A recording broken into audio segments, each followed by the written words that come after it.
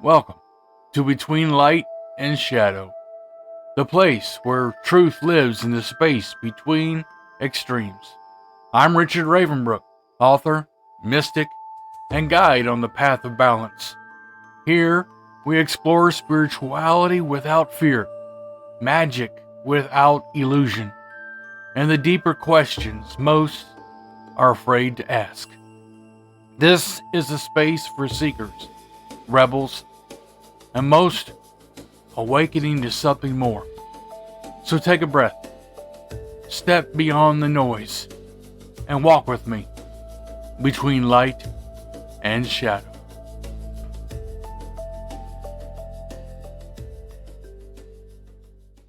Welcome back. Today we're talking about something that hits a nerve for a lot of people right now: spiritual exhaustion.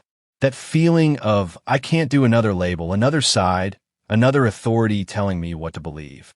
And I'm joined by Rowan, who's here to unpack the Ravenbrook Flame Philosophy, which sits in a really interesting place between spirituality, psychology, and practical living. Rowan, set the scene for us. What is this philosophy in plain language? In plain language, it's a path for becoming whole. It's not trying to recruit you into a new religion or replace whatever tradition you already have. It's more like a framework that says, stop splitting yourself in half. Because a lot of spiritual systems, and honestly a lot of culture, trains us to live in extremes: good versus bad, sacred versus profane, light versus dark, us versus them. Yeah, the constant sorting. Like you're either one thing or the other, and if you don't pick correctly, you're wrong. Exactly. The Ravenbrook Flame idea challenges that. It says the point isn't to cling to one pole and reject the other. The point is balance. And not a fake balance where you avoid hard truths, but a lived integration where you can hold complexity without collapsing into fear or certainty. Let's talk about the central image, because the name is vivid. When you say the flame, what are we actually talking about? The flame is a way of talking about awakened consciousness.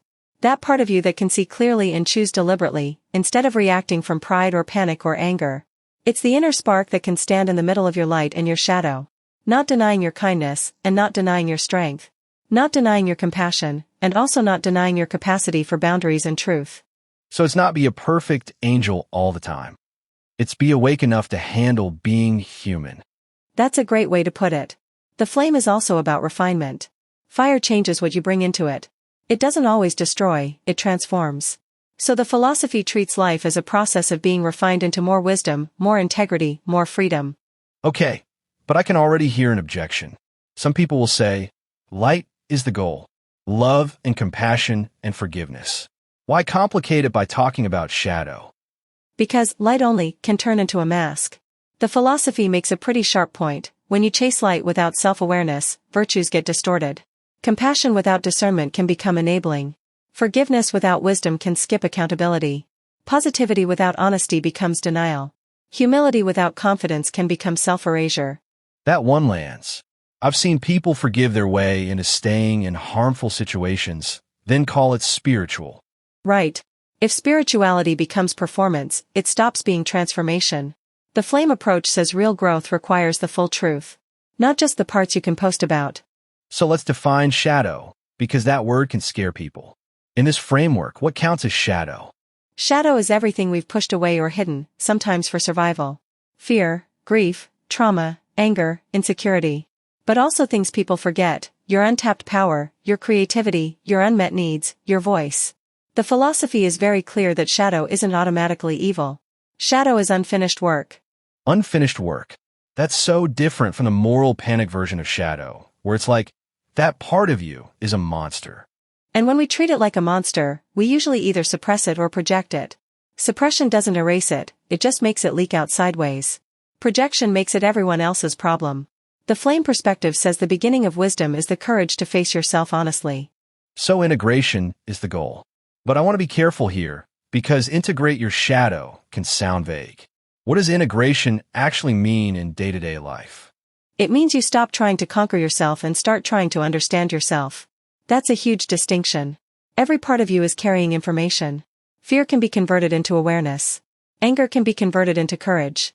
Pain can become compassion. Failure can become wisdom. You're not aiming for perfection, you're aiming for coherence. So instead of, I shouldn't feel this, It becomes, what is this feeling trying to show me? And how do I respond without letting it drive the car? Yes. And when light and shadow stop competing for control, people become more steady. Less reactive, less performative. That's where the philosophy introduces one of its core outcomes, spiritual sovereignty. Let's go there. Sovereignty is a strong word.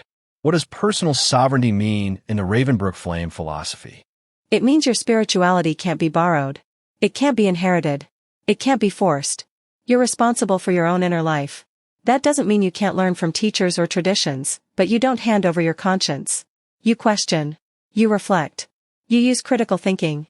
You pay attention to lived experience. And you cultivate a direct relationship with the divine, however you understand that. So it's not anti-teacher, it's anti-surrendering yourself. That's it. It's basically saying, no one gets to replace your inner authority.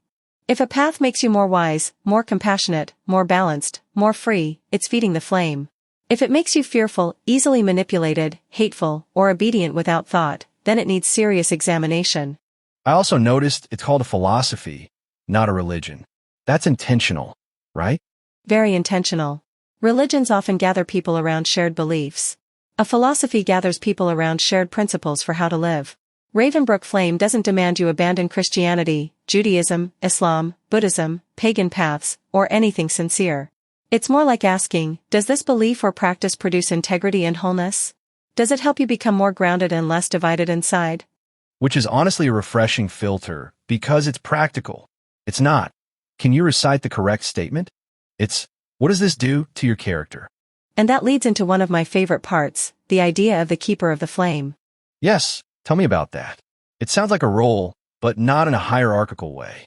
It's more like a calling. The highest aim isn't fame, power, or spiritual status.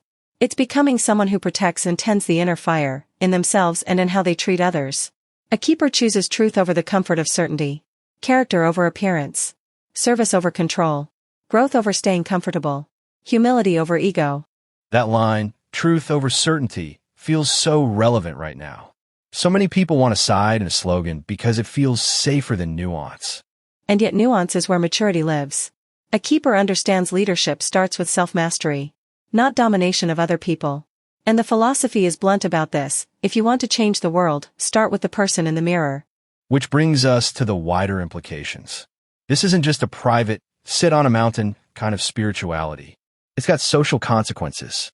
Absolutely.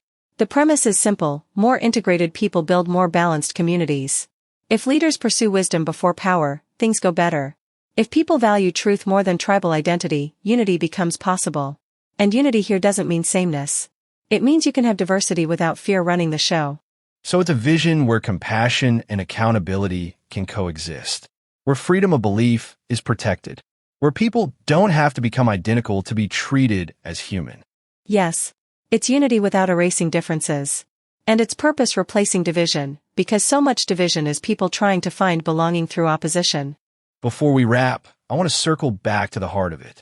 If someone's listening and thinking, okay, but what do I do with this tomorrow morning? What's the entry point? The entry point is conscious living. You treat each challenge as material for the fire.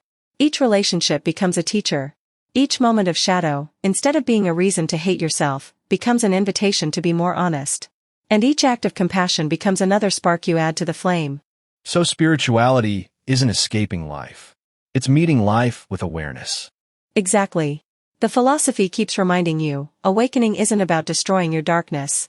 It's about carrying both light and shadow with wisdom. And when you do that, you don't just illuminate your own path. You make it easier for other people to find theirs too. That's a strong closing note. The flame isn't just something you have. It's something you become. Rowan, thanks for bringing this to life in such a grounded way. Thanks for having me. I hope people take what serves them and keep walking toward wholeness. And to you listening, if you've been tired of choosing sides inside yourself, maybe the next step isn't choosing harder. Maybe it's integrating. We'll see you next time.